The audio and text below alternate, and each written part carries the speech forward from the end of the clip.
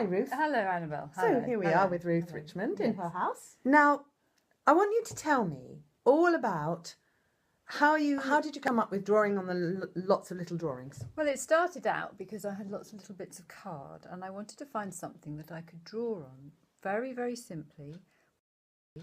One pencil, one piece of paper, and the card seemed to work because it was substantial in its own right. And after about 10, I thought, I'm going to do this every day. I'm going to do one a day. So it's like a diary. Drawing is the centre of your practice, isn't it? Yes. It's always my first starting point is a drawing.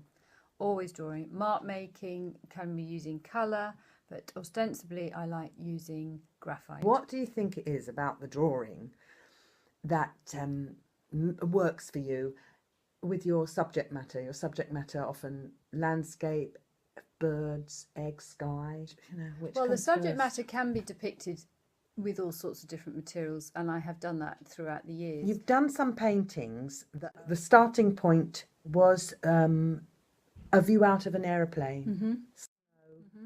And line. Yeah. So the line. So I was interested in, as it were, the negative spaces, the landscape. And in between these negative spaces, which were all white, all totally beautifully covered in snow, were dark. And they were dark lines, and they were the lines that man had created within the landscape. So was it a little bit like the paper and then the marks that you make when you're drawing? Do you think you saw the world, drawn somehow, and that moved you on perhaps? Yes.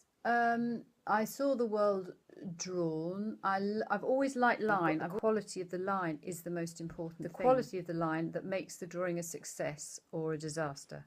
Do you think that? And do you think that quality of line is how you choose the type of paper, the texture? When you paint them, is it different to when you draw them?